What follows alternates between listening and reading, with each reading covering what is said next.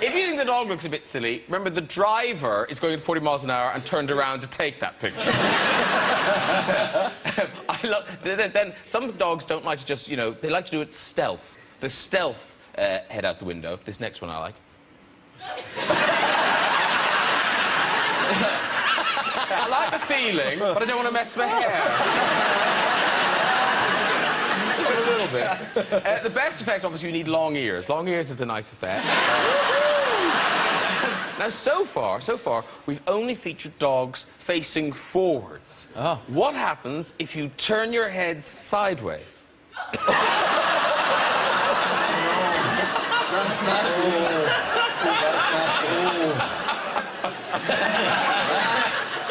And most dogs do love it. Not all dogs love it, like this one.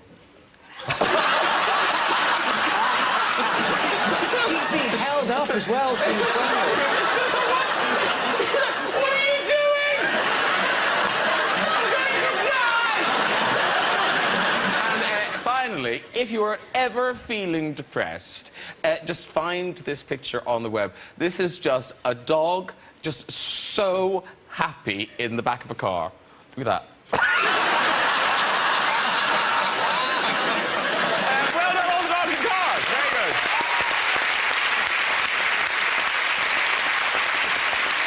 Now, Michael Sheen, very exciting.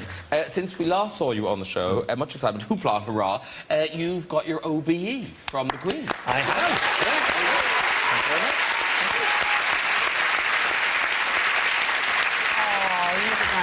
12. Oh, well, it must have been amazing. Did your family go and everything? She thought she was giving it to Tony Blair. Well, did she? Did that come up? Well, she did say to me, because she... I mean, this is so extraordinary thing. We drove into Buckingham Palace. I went with my... Oh, there's you with the other... With the other Queen, the fake Queen, yeah. We drove in there, and it was strangely like déjà vu, because we'd recreated it for the film The Queen. So I sort of felt quite at home there. Like, yeah, I've done this before, yeah. And then you get in front of the actual Queen, and there's all these rules that you have, you know, the etiquette and stuff. You have to go in, and you must never turn your back on the Queen and all this kind of stuff. So I turn up, and she's she's got someone next to her going, "This is Michael Sheen. He's a Herbert from Wales. He's an actor. Whatever. He played Blair in that film about you." And you come up, and she comes forward, and she sort of shakes your hand, and then she sort of puts the medal on you, and then she said, "So what are you doing next?" And when I told my agent in America that, she went, "Oh, everyone's an agent." So what are you doing next? And I thought, the truth was that I was about to do a film called Tron.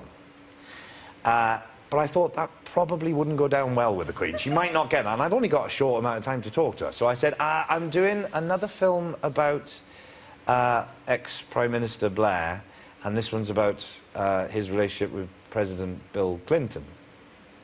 And she got a little sort of sparkle in her eye, and she went, "Ooh, that must be awfully difficult."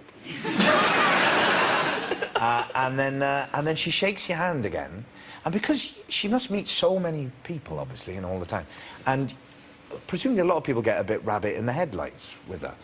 So she does this thing where she shakes your hand, and when it's time for you to go, she just kind of shoves you away.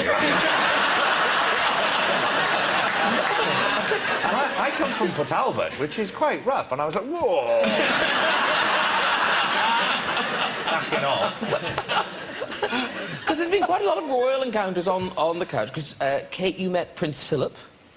No, well, I was invited round for lunch a while ago, and I couldn't quite work out why, and I thought it must have been the fact that I'd played her ancestor, the other Elizabeth. And I went in, there was the head of the fire brigade and a neurologist, this world-famous neurologist, and I thought, well, what's the common denominator? And it is a very odd thing to be eating off crockery that says ER2. But anyway, so you get over that, and I sat next to him, and he said, "And what do you do?" And I said, "Well, I'm an actor." And he said, "Well, I was given a DVD player for Christmas, and I can't work out, do I put the yellow..." I tried to be of some use. Because I know you've met Prince Charles. I did, yeah. Was that Moulin Rouge? It was at the Leicester Square premiere for Moulin Rouge, which I suppose was a royal... There it is.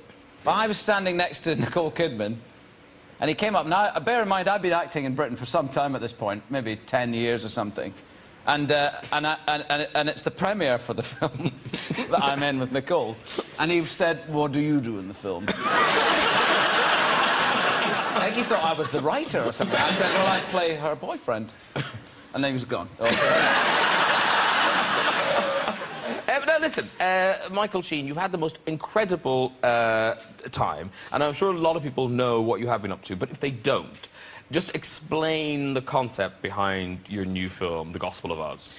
Right, well, the film is called The Gospel of Us, and it is a film version of something that I did last year in my hometown of Port Talbot over the Easter weekend. So we did a one-off, continuous, 72-hour live performance called The Passion of Port Talbot.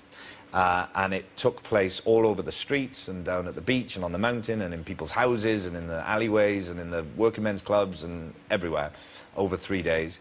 It involved about 2,000 local people, and it began at dawn on Good Friday morning on the beach with about 200 people gathered to sort of witness something that wasn't really advertised. It just sort of happened.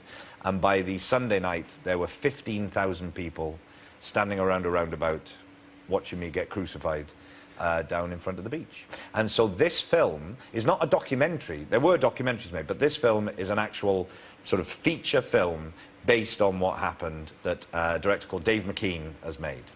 And were you kind of worried about making it a film? Because it was such a special thing. Well, it was such a particular thing. It was live, it was, you know... it was 72 hours long. Yeah, and we had no idea how many people were going to turn up. You know, I mean, I worked on it for about 2.5 years before we did it. And, you know, you try and work out as much as you possibly can, but ultimately you have no idea who you're going to be doing it for, how many people are going to be there. And so it was such a particular live thing. So the film of it, how Dave managed to make this film, I have no idea. Because also I said, you can't have cameras here, you can't have cameras there, because I wanted to defend, you know, and protect the live experience for the audience. So I said, you can't have cameras here. So he hid cameras in bushes and in people's houses and on tops of trees. And there was even a tiny little camera on the top of the cross. So there's this extraordinary shot as the cross comes up, where the camera is on the cross, and you see what I saw as I came up. And it reminded me of that joke, you know, where they say, when Jesus calls one of the disciples over and says, I can see my house from here. I actually could see my house. I could see my house from here. But yeah, and Dave has done the most extraordinary thing with this film. It's incredible, absolutely incredible. Whether, you know, for people who were there, it's amazing. But for people who weren't there, there are images that you could never see. You know, 15,000 people walking through a small town, and it's incredible. Because you directed the whole thing. Yeah. I mean, the live event.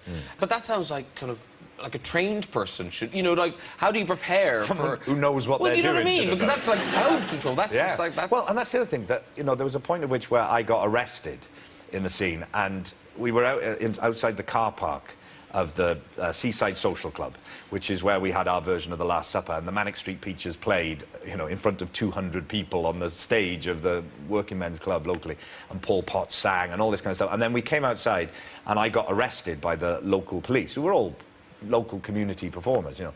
And the audience, because we could only get 200 people inside the place, thousands were outside in the car park watching what was happening on a big screen with a bar out in the car park. So a lot of fairly drunk people by the time I came out. And I got arrested and put on the back of a flatbed truck.